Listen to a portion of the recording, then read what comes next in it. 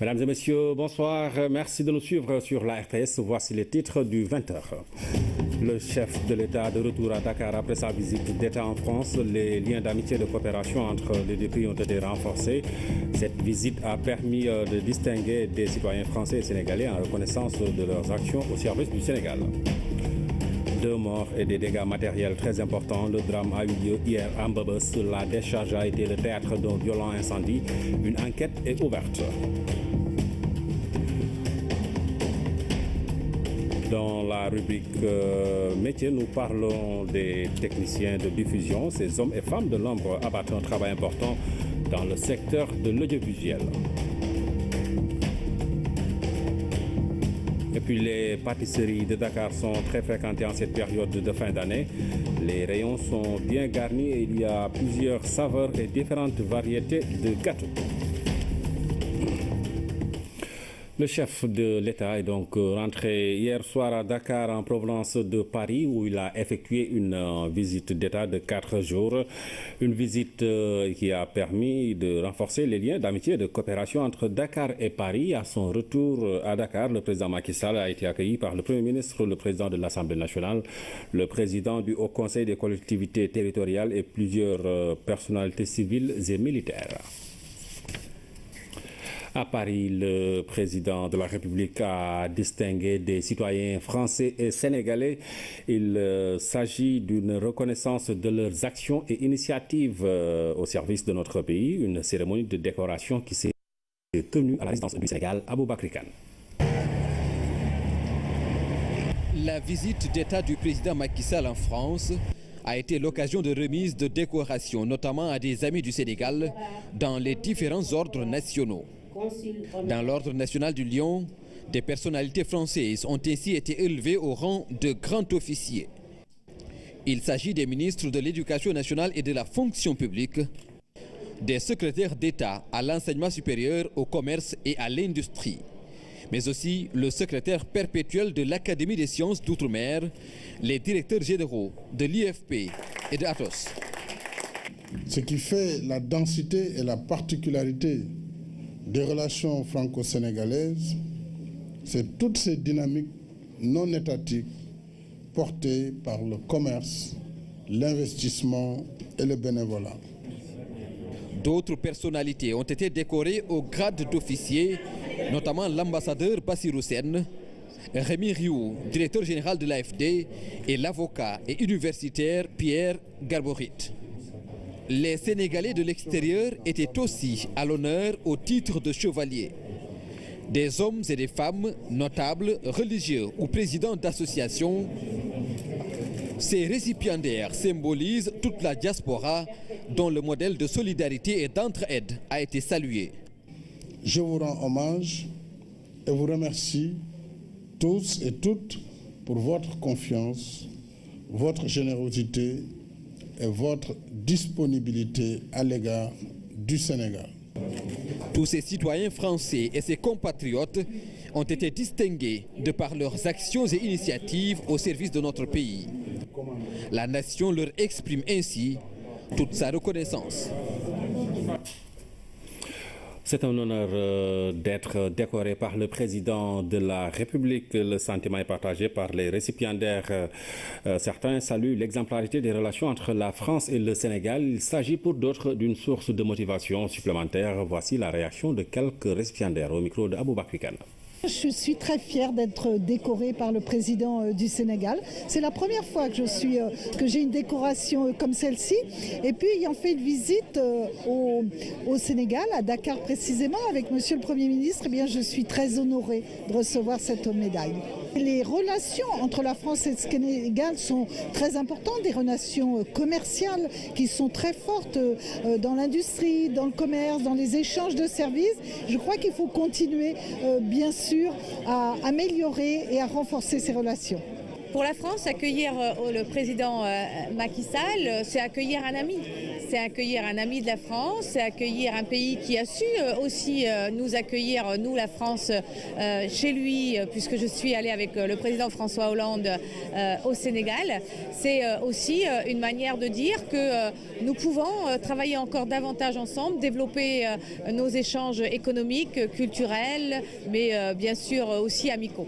Un très grand honneur d'avoir été reconnu et félicité par le président de la République, ce qui représente bien entendu une grande responsabilité également, donc de porter sur ses épaules notre pays en essayant de faire mieux et plus donc, dans ce que nous faisons, aspirer toujours à l'excellence et en contribuant également aussi à allevier les souffrances humaines qui sévissent un peu partout dans le monde et qui est la mission de notre organisation. Ça ne se passe pas tous les jours et nous recevons ça avec beaucoup d'humilité. Ici à Dakar, le Premier ministre Mahammed Boun Abdallah Dionne a présidé ce matin la cérémonie de remise de diplôme de l'école de médecine Saint-Christopher Iba Mar Diop. 108 étudiants ont reçu leur diplôme de doctorat d'État en médecine. Seydina Alioune Fall. Ils sont au nombre de 108, désormais docteurs d'État en médecine issus de 28 nationalités qui composent l'université Saint-Christopher Iba Mar Diop. Parents, amis, invités, tous fiers d'assister à cette cérémonie de remise de diplôme qui sanctionne des années d'apprentissage. Un sentiment de responsabilité envers ces malades, envers les populations africaines en général, puisque aujourd'hui, nous avons la pleine autorisation, n'est-ce pas, d'exercer cet art en toute conscience et en toute éthique. Doctorat d'État en médecine de l'université Saint-Christopher Iba Mar Diop. Le diplôme est reconnu par le CAMES. L'évaluation aujourd'hui est au cœur de la préoccupation de nos ministères, de nos populations, et c'est pour cela que nous avons mis en place un système d'évaluation qualité si cher à notre pays, dont les textes ont doté, dont les textes ont créé l'ANAQ-SUP, l'Office, l'Agence nationale d'assurance qualité. L'État du Sénégal a pris l'option d'accompagner les facultés et unités de formation et de recherche en sciences de la santé des universités du Sénégal qui se sont inscrites dans une dynamique d'acceptation de leurs enseignements et programmes aux besoins de la société à travers de nouvelles méthodes pédagogiques et d'évaluation. C'est dans cette optique que des réformes majeures ont été engagées par le gouvernement, notamment à travers un décret pris le 11 mai 2015 relatif à la reconnaissance, au classement et à l'équivalence des diplômes de l'enseignement supérieur. L'objet de ce décret est justement d'harmoniser et de simplifier les procédures et les mécanismes de reconnaissance, d'équivalence et de classement des diplômes de l'enseignement supérieur. Les portes d'entrée dans le monde du travail leur sont désormais ouvertes, après des années de sacrifices. 25 000, c'est le nombre d'acteurs de santé communautaire. On connaît enfin leur effectif grâce à un travail de cartographie et de recensement effectué au bénéfice du ministère de la Santé.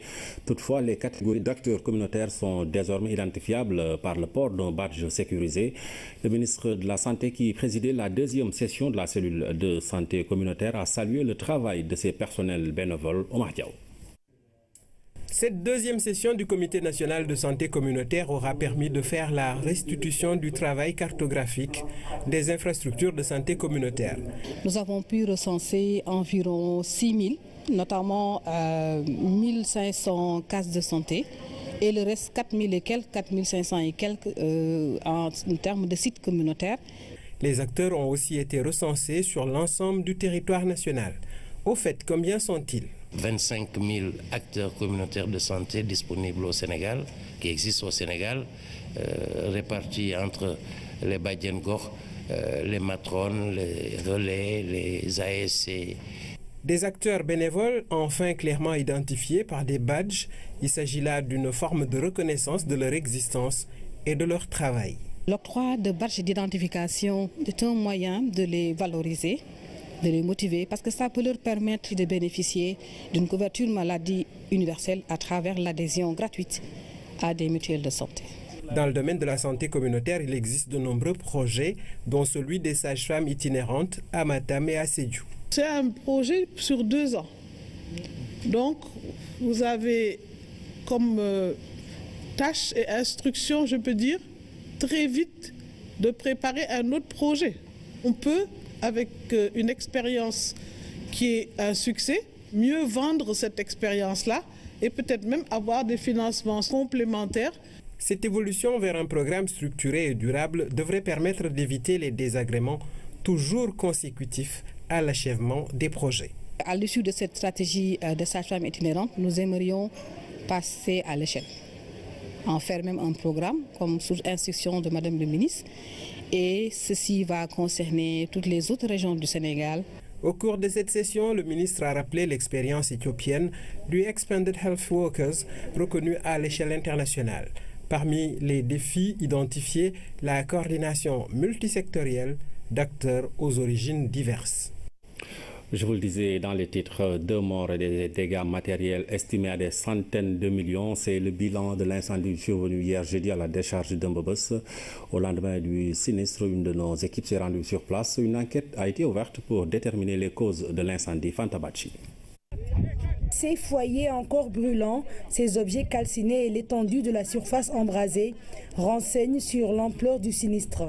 Un puissant incendie s'est déclenché hier jeudi en début d'après-midi à la décharge de Mbobos, causant 2 pertes en vies humaines. À notre arrivée, des particuliers ont eu à évacuer 2 victimes dans les centres, dans les structures sanitaires les plus proches. Nous, après les opérations d'extinction, nous avons eu à découvrir 2 corps sans vie qui sont automatiquement acheminés à la morgue de l'hôpital principal de Dantec. Ici étaient érigées des centaines de baraques qui faisaient office de magasins des objets récupérés. Après le passage du feu, il ne reste que des cendres. Selon des témoins et victimes, tout s'est passé très vite. Il y avait eu de l'armatan hier. Tout le monde avait vu ce vent-là qu'il y avait eu hier. Donc c'est la grande décharge, la plateforme communément appelée Kaudjal, qui s'est brûlée, mais il y avait les mbars qui étaient à ses côtés. Par la suite, il y a un de ces mbars qui a eu ces trucs-là, s'est brûlé. Tout le monde se ruait vers ce mbar-là et les autres ont été atteints. Des incendies, Mbobos en a connu, mais jamais d'une telle violence. Je suis ici depuis plus de 10 ans, mais c'est la première fois que j'assiste à un incendie d'une telle puissance. Tôt le matin, des récupérateurs victimes de l'incendie sont venus pour voir s'ils pouvaient trouver des objets utiles. Je tenais un restaurant ici, mais quand le feu s'est déclenché, j'ai rien pu récupérer, puisqu'il fallait que je me sauve. Il y a eu beaucoup de dégâts matériels. À combien est-ce que vous l'estimez? Il y avait même des boutiques, normalement, je dois dire des centaines de millions. En ce qui me concerne, je peux dire que j'ai perdu 7 millions, sinon plus. L'origine du sinistre reste encore indéterminée. Les récupérateurs avancent la thèse de la fermentation de déchets qui aurait abouti à la formation d'un biogaz. Tout le monde a bien soupçonné que c'est nous qui brûlons la décharge. Mais nous, on n'a même pas ce temps. Nous, on aime les déchets. Les déchets sont dans nos cœurs. On ne peut pas aimer les déchets et pouvoir brûler les déchets. Mbobos s'étend sur plus de 10 hectares. Une grande surface de la décharge ne fait plus partie du décor. Ces secteurs épargnés par les flammes sont aujourd'hui sous la surveillance des soldats du feu. Pour l'heure, la police a ouvert une enquête pour situer les responsabilités. Les acteurs de la décentralisation et du développement territorial se sont retrouvés pour procéder à la signature de la charte de la participation citoyenne et du droit à la cité. Ils ont aussi jeté les bases de la mise en place du réseau des collectivités territoriales pratiquant le budget participatif. Cette activité se situe dans le cadre de la mise en œuvre du projet de promotion de la participation citoyenne dans la planification, la budgétisation et la gestion des affaires locales à Médidio. Les animateurs du projet budget participatif développé par le PNDL, Enda Ecopop, ONU Femmes et le mouvement citoyen ont validé la charte de la participation citoyenne et du droit à la cité.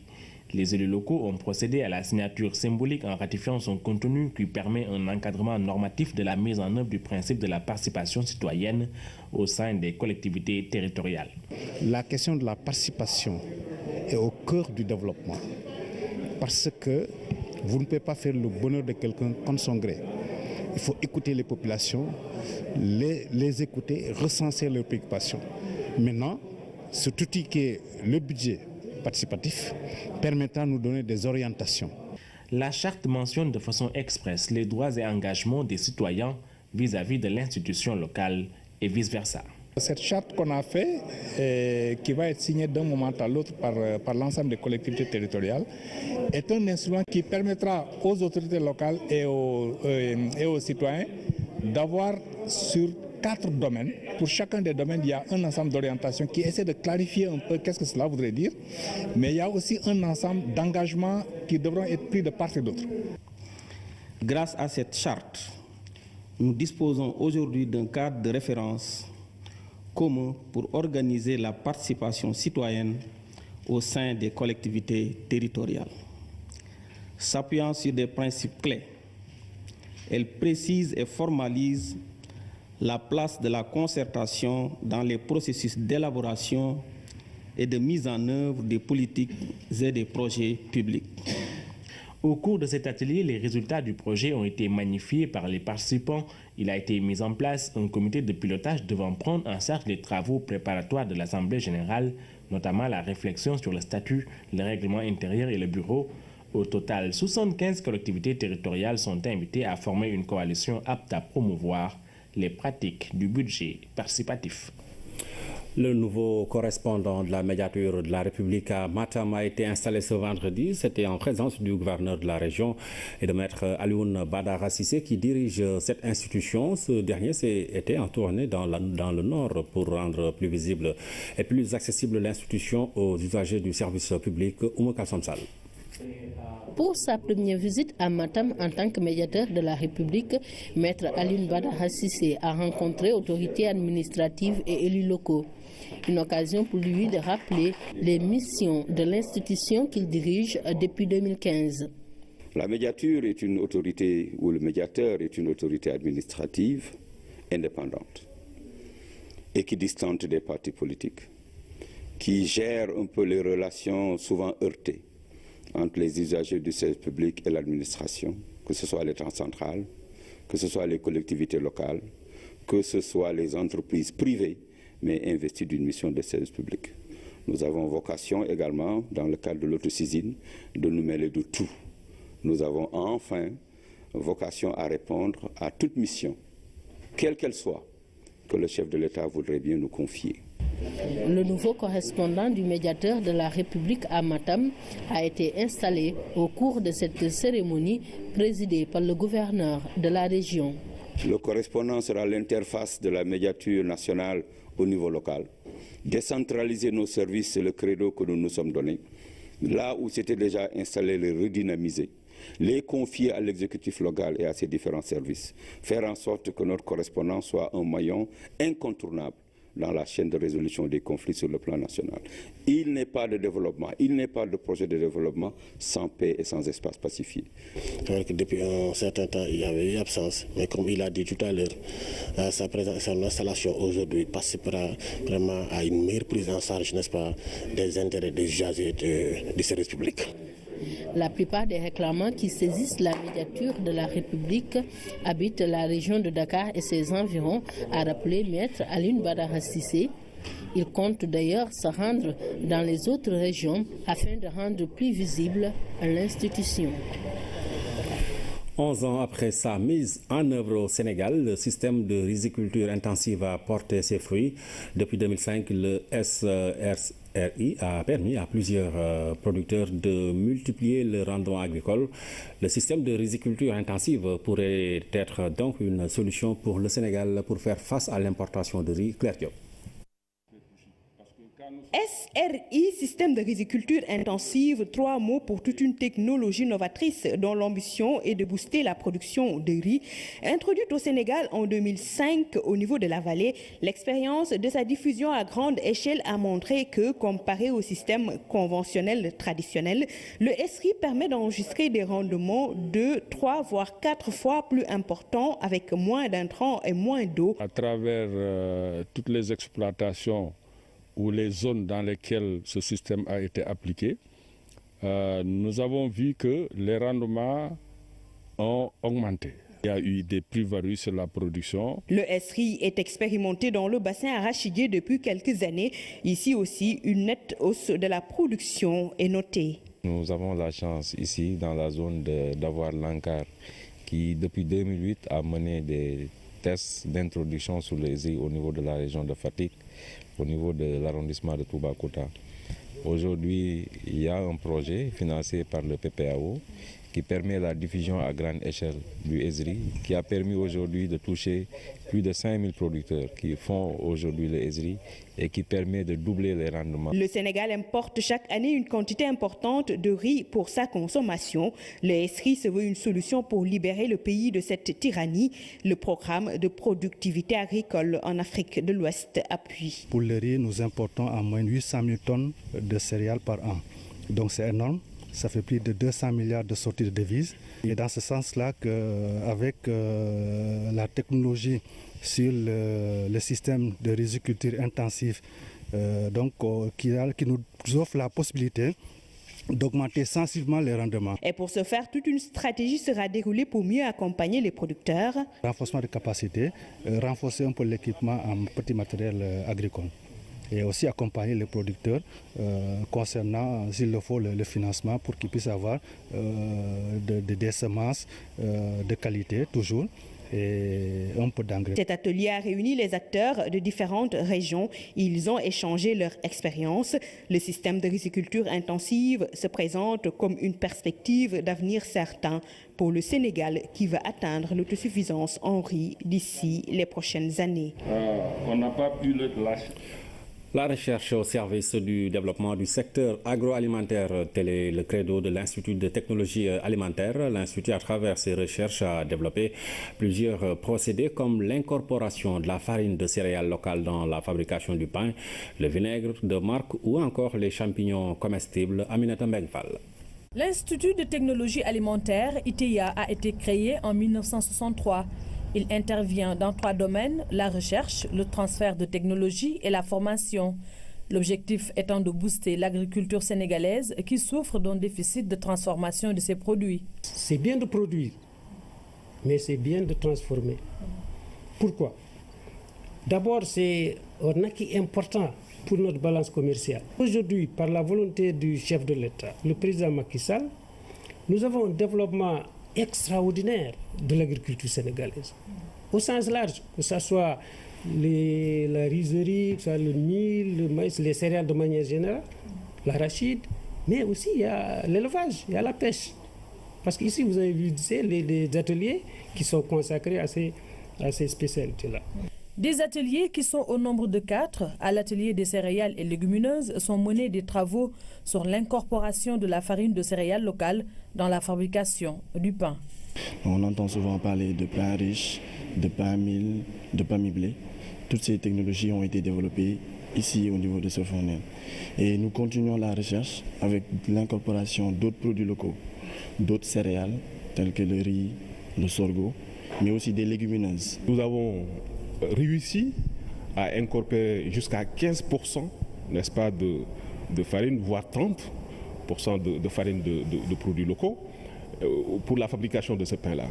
La promotion de ce procédé de l'ITEA pourrait réduire le volume d'importation du blé, mais également le prix de la baguette de pain. On me dit que l'importation du blé nous coûte 96 milliards par an. Mais prenez 15% de 96 milliards, ce que cela vaut comme économie. Du point de vue également intérêt pour le consommateur, les calculs économiques qui ont été faits ont permis de voir que sur le gramme, on a une économie entre 0,28 et 0,57 francs, ce qui fait donc à peu près une réduction du prix de la baguette au moins de 45 francs CFA. L'autre volet important concerne la transformation des fruits et légumes. Beaucoup de procédés ont été développés. Vous avez le concentré de bissap par exemple, donc qui existe en deux variétés, le bissap blanc et le bissap rouge. Et avec 1 litre de concentré, on peut reconstituer jusqu'à 100 litres de jus de bissap. Donc c'est un produit à haute valeur industrielle qui est déjà commercialisé, donc c'est un produit de la recherche. Sinon, nous avons aussi développé des conserves de légumes. Donc le dernier produit que nous avons développé, c'est le maïs doux en conserve. Sinon, nous avons fait des sirops, des confitures, des marmelades, des jus qui ont déjà fait l'objet de transferts auprès des groupements de femmes ou de petites PME qui commercialisent déjà ces produits. La transformation du poisson et des produits halieutiques occupe une place importante à l'Institut. De nombreux groupements de femmes ont pu bénéficier d'une formation sur les méthodes traditionnelles améliorées. Il y a des formations qui se font sur site. C'est-à-dire nous allons sur site, nous essayons d'abord d'aménager les sites de production parce qu'en général ils ne sont pas aux normes. Si vous voyez bien au niveau de la côte, il y a beaucoup de femmes qui font des produits traditionnels mais elles n'ont pas de sites qui sont aux normes. Nous essayons d'abord d'aménager les sites. Après l'aménagement, nous les formons. Nous les formons en faisant sur la qualité, sur l'hygiène, sur les méthodes traditionnelles améliorées. L'autre formation, c'est la formation au niveau de l'ITA. Pour l'élevage, une gamme de produits à base de viande et de lait a été élaborée. Nous valorisons aussi bien les différents morceaux de l'animal, mais également les abats. Donc à partir des abats, nous faisons des recettes qui peuvent être utilisées. Sur le plan lait, aussi, nous avons développé une gamme de produits. Donc en allant du lait frais par rapport à sa technique de conservation, mais également des produits issus de ce lait frais. Maintenant, nous avons développé tout ce qui est yaourt, tout ce qui est lait caillé, mais également fromage. Donc avec le yaourt, nous avons diversifié en mettant en place des fruits locaux. Dans le domaine de la recherche, l'Institut a obtenu des résultats importants. Ainsi, pour trouver des solutions aux pertes enregistrées chaque année dans les zones de forte production de mangue comme Ziguinchor, le vinaigre de mangue est apparu comme une solution. On a fait donc des recherches justement pour valoriser une variété de mangue qui n'est pas très bien consommée. C'est la variété Sierra Leone, donc qui connaît des pertes énormes durant la saison des pluies, surtout en Casamance. Alors, donc nous sommes partis des connaissances traditionnelles pour développer justement, partant de ce jus de fruits, le vinaigre de mangue. Une autre découverte assez importante, les champignons comestibles. Nous avons aussi travaillé sur le sorgho sucré. Donc actuellement c'est un projet qui est en cours. C'est dit que si le jus est extrait, il va rester la bagasse. La bagasse, c'est toute la partie solide, n'est-ce pas?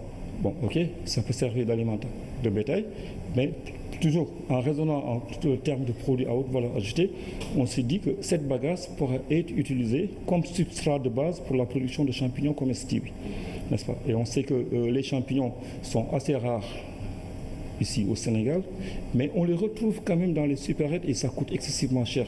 1 kilo de poivre peut coûter entre 10 000 jusqu'à 16 000 francs. Le contrôle qualité est également de mise à l'ITA. L'Institut s'est doté de laboratoires de chimie et de microbiologie. Au laboratoire est spécialisé dans les analyses phytosanitaires sont contrôlées les denrées, particulièrement le riz. Le labo a une tradition donc, sur l'analyse du riz parce que du temps de la caisse de la péréquation, toutes les analyses donc, se faisaient ici. C'est sur la base des résultats donc, que se faisaient les échanges, les négoces entre donc, ceux qui vendent et ceux qui achètent. Donc au-delà du riz, nous travaillons aussi sur le niébé, sur l'arachide, sur le mil, sur le sorgho. Une autre denrée non moins importante dans l'agriculture sénégalaise, l'arachide. C'est dans ce laboratoire ouvert en 1973 qu'on effectue le dosage des aflatoxines. L'État font beaucoup d'espoirs sur ce secteur. C'est pourquoi, ensuite, parallèlement, il y a un protocole que l'État du Sénégal a signé avec la République populaire de Chine. L'Institut de recherche, ce sont des moyens techniques, mais avant tout des ressources humaines. Les travailleurs de l'ITA ont vu leur environnement professionnel et leur salaire s'améliorer ces dernières années. Le président de la République, M. Macky Sall, a pris un décret qui valorise les salaires. Parce que c'était le premier danger. Parce que les gens, ils ont les mêmes diplômes que leurs collègues de l'université ou bien de l'ISRA, où les salaires ont été revalorisés. Aujourd'hui, le combat à l'Institut de technologie alimentaire est d'amener les industriels à s'approprier des résultats obtenus en termes de recherche. Il faut que nous donnions une vie à nos idées. Moi, ce que je dis, les innovations, les inventions, c'est les idées, mais il faut leur donner une vie. Une vie, c'est de transférer ces résultats-là sur le plan pratique, à travers les entreprises, à travers nos chefs, nos hommes d'affaires, nos industriels. C'est ça le rôle. La vulgarisation de ces produits pourrait réduire le volume d'importation de certains denrées, en même temps développer le secteur agroalimentaire. C'est l'un des titres de ce 20h. Les pâtisseries de Dakar sont bien approvisionnées en cette période de fin d'année. Macarons, bûches, framboises, madeleines figurent dans le rayon des gâteaux exposés dans les vitrines. Avec des goûts et parfums différents, les pâtissiers comptent bien accompagner les familles pour le réveillon de Noël et le dîner de la Saint-Sylvestre. Anaïs Nyanyamane. Noël rime avec pâtisserie.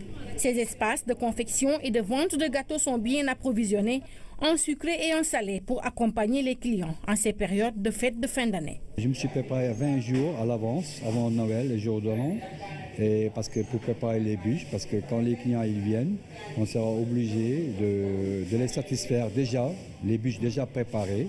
Vous avez des bûches pralinées, des bûches au chocolat, des bûches à l'orange qui sont très bons. Et vous avez des petits fours, et vous avez des plateaux de sucré, et puis vous avez des plateaux de salé aussi.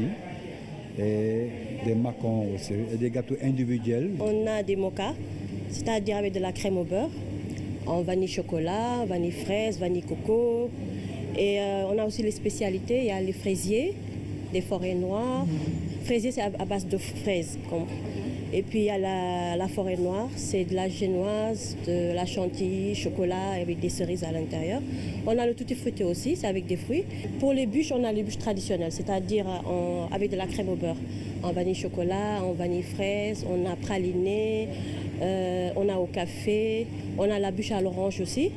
Et en spécialité, on a le 3 chocolat, on a la forêt noire, on a les tutti frutti, on a la bûche au gingembre, on a la bûche en saveur d'Itar. La bûche de Noël, un gâteau célèbre et très prisé pour les réveillons. Avec ses différents parfums, les prix varient entre 10 et 25 000 francs CFA. Pour les bûches, en fait, on a comme je dis, pour toutes les bourses. Alors, quel que soit le client qui se présente à nous, c'est sûr qu'il aura sa bûche. On a plusieurs variétés, plusieurs gammes et je peux dire à n'importe quel prix en fait. Toutes sortes de clients, on a des Libanais, on a des Sénégalais, on a des Français et qu'est-ce qu'ils préfèrent? Ils préfèrent prendre des bûches parce que comme c'est des bûches, ça se fait en famille, alors ils le font en famille, ils viennent prendre des bûches, ils achètent et puis ils font la fête chez eux. La fourchette des prix, il faut voir entre 1800 la part à 2200 la part. À partir de 5 personnes à 16 personnes. Et là, on a voulu la part du bûche qui fait 16 personnes. Ça varie entre 25 et 22 000. La fidélité compte beaucoup pour les clients, raison pour laquelle chacun commande ou achète à sa pâtisserie habituelle. Je suis là souvent, j'achète tout le temps. Pour le Noël, on achète beaucoup de choses. Il y a des bûches de Noël et puis il y a beaucoup de choses, quoi. Oh, c'est la qualité. Et je passe souvent ici pour prendre des gâteaux, surtout le millefeuille et le 3 chocolat, qui sont très très bons.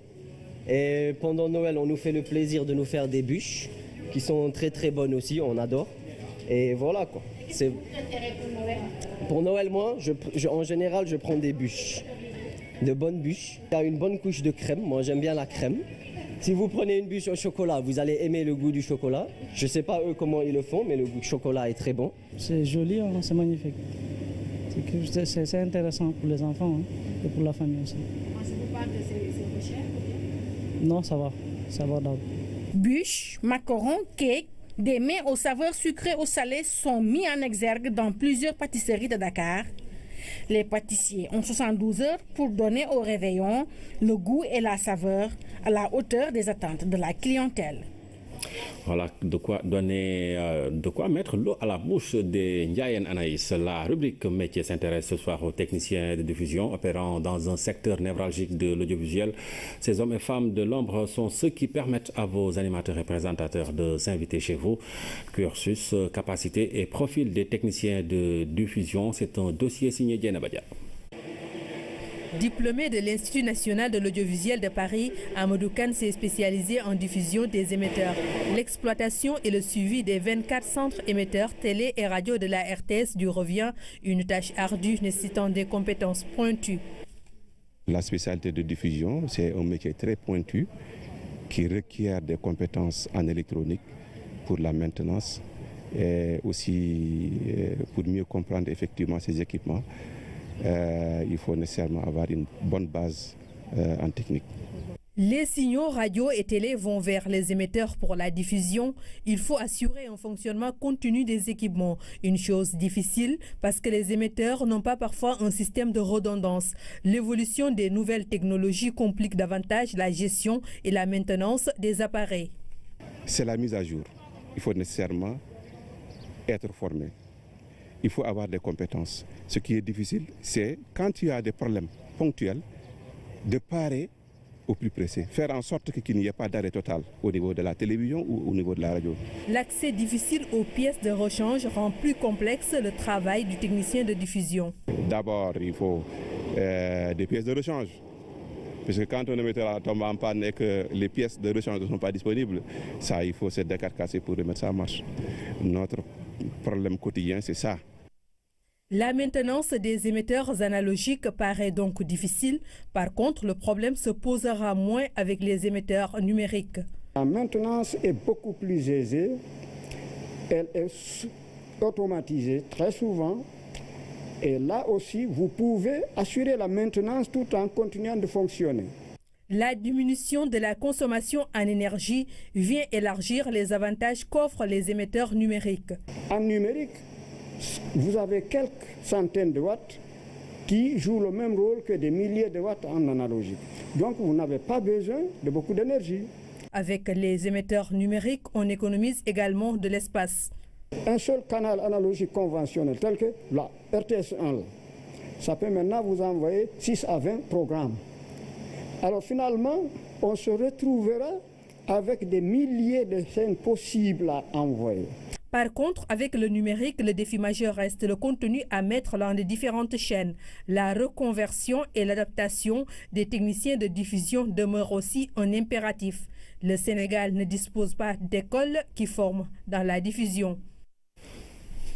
Menacée de déclassement comme patrimoine mondial de l'UNESCO, l'île de Saint-Louis a mobilisé autour du Premier ministre différentes autorités. Pour sauver son statut, l'île bénéficie finalement d'un différé, le temps de refaire sa toilette et d'un fonds d'appui. Maman Moussagnan.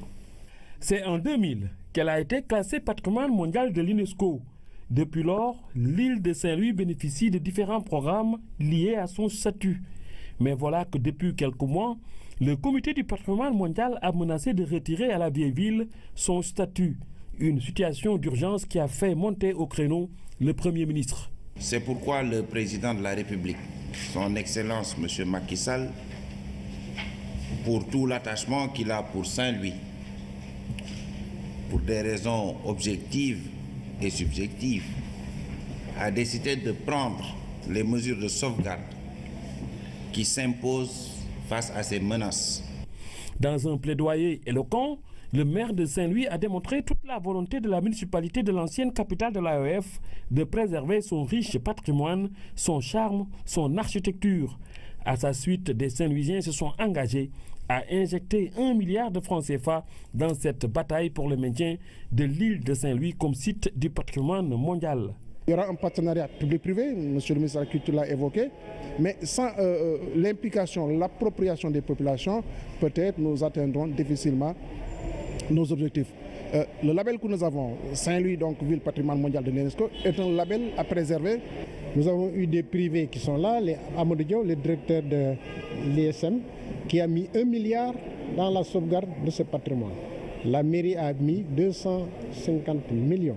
C'est tout cet ensemble qui va être programmé, qui va être utilisé parce que si nous ne le faisons pas, Saint-Louis risque d'être déclassé.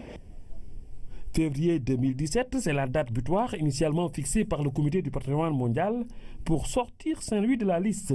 Finalement, toutes les garanties sont données par la partie sénégalaise pour une restauration d'urgence de l'île conformément aux conditions souhaitées par l'UNESCO avant le deuxième semestre de 2017. Les plus grandes décisions, c'est d'abord, le gouverneur va prendre un arrêté arrêtant l'ensemble des constructions et des aménagements à faire sur ce patrimoine. Ensuite, la deuxième forte décision, c'est un recensement à la fois du patrimoine privé et du patrimoine administratif. C'est un très grand ouf de soulagement parce que c'est une réunion, un conseil interministériel qui est venu à son heure. Et ces mesures vont nous protéger d'un déclassement effectivement de Saint-Louis qui est inscrit comme patrimoine mondial de l'UNESCO. Un rapport sera présenté au comité, les agressions multiples arrêtées, un comité de suivi élargi, le tout pour sauver définitivement le patrimoine mondial est attendu à Saint-Louis dans les prochains mois pour constater sur place l'effectivité des mesures prises à l'occasion de ce conseil interministériel. L'actualité internationale sous forme de brèves illustrées. Nous irons à Malte et en Italie, mais démarrons par le Canada où le premier vaccin contre le virus Ebola a été mis au point. L'OMS a annoncé la mise au point d'un vaccin, le premier qui serait jusqu'à 100% efficace contre Ebola. Le vaccin a été mis au point au Canada et inoculé l'année dernière à près de 6000 personnes en Guinée dans le cadre d'un essai clinique. La conclusion, publiée ce vendredi dans la revue scientifique The Lancet, suggère fortement que le vaccin est très efficace et pourrait avoir une efficacité jusqu'à 100%. Un Airbus A320 de la compagnie libyenne Africa Airways assurant le vol intérieur en Libye a été détourné sur Malte et s'est posé à l'aéroport de La Valette. Après plusieurs heures de négociations, les 111 passagers et 7 membres d'équipage ont été libérés. Les 2 hommes qui ont détourné l'avion ont fini par se rendre avant d'être interpellés. Les pirates de l'air étaient, selon les autorités libyennes, des partisans de l'ancien régime Mohamed Kadhafi et réclamaient l'asile politique. Après 3 jours de cavale, le principal suspect de l'attentat au camion qui a fait 12 morts et une cinquantaine de blessés lundi à Berlin a été abattu ce vendredi matin près de Milan par la police italienne. Anis Amri, le Tunisien de 24 ans, faisait l'objet d'une chasse à l'homme dans toute l'Europe depuis mercredi. La chancelière allemande Angela Merkel a estimé que le danger immédiat était écarté, mais que la menace terroriste restait présente comme depuis plusieurs années. Du sport, la Confédération africaine de football a dévoilé hier les noms des 3 finalistes du Ballon d'Or africain 2016. Il s'agit de l'international sénégalais Sadio Mané, de l'Algérien Riyad Mahrez et du Gabonais Pierre-Emerick Aubameyang. Le vainqueur sera connu le 5 janvier prochain lors du gala annuel de la CAF à Abuja au Nigeria. Voilà qui met fin à cette édition. Merci de nous avoir suivis. Passez d'excellents moments en compagnie des programmes de la RTS.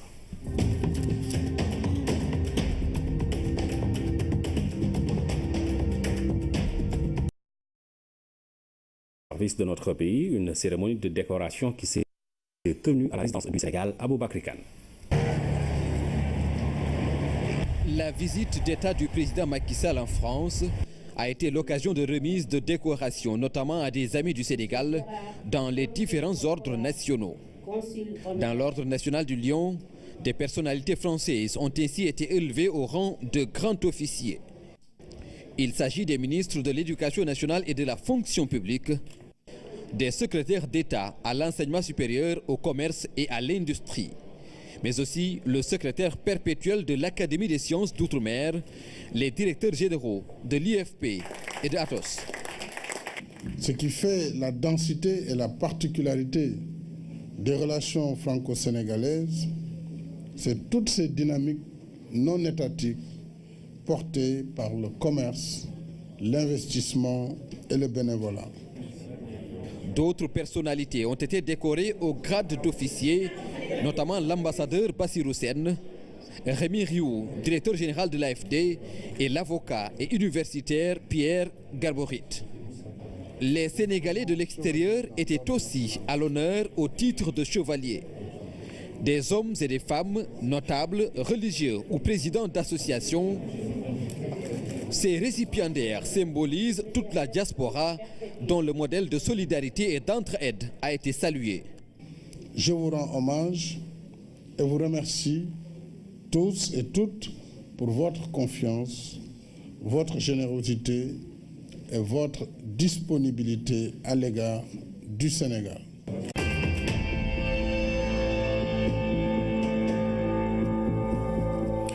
Mesdames et messieurs, bonsoir. Merci de nous suivre sur la RTS. Voici les titres du 20h. Le chef de l'État de retour à Dakar après sa visite d'État en France. Les liens d'amitié et de coopération entre les deux pays ont été renforcés. Cette visite a permis de distinguer des citoyens français et sénégalais en reconnaissance de leurs actions au service du Sénégal. 2 morts et des dégâts matériels très importants. Le drame a eu lieu hier à Mbebes. La décharge a été le théâtre d'un violent incendie. Une enquête est ouverte. Dans la rubrique métier, nous parlons des techniciens de diffusion. Ces hommes et femmes de l'ombre abattent un travail important dans le secteur de l'audiovisuel. Et puis les pâtisseries de Dakar sont très fréquentées en cette période de fin d'année.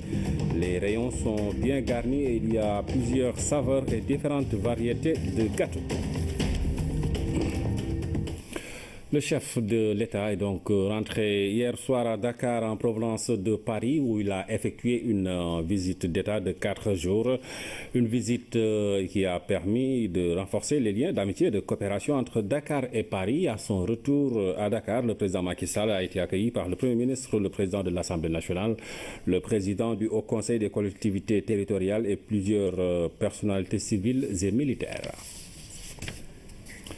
À Paris, le président de la République a distingué des citoyens français et sénégalais. Il s'agit d'une reconnaissance de leurs actions et initiatives au service. Tous ces citoyens français et ses compatriotes ont été distingués de par leurs actions et initiatives au service de notre pays. La nation leur exprime ainsi toute sa reconnaissance. C'est un honneur d'être décoré par le président de la République. Le sentiment est partagé par les récipiendaires. Certains saluent l'exemplarité des relations entre la France et le Sénégal. Il s'agit pour d'autres d'une source de motivation supplémentaire. Voici la réaction de quelques récipiendaires au micro de Aboubakar Kane. Je suis très fière d'être décorée par le président du Sénégal. C'est la première fois que j'ai une décoration comme celle-ci.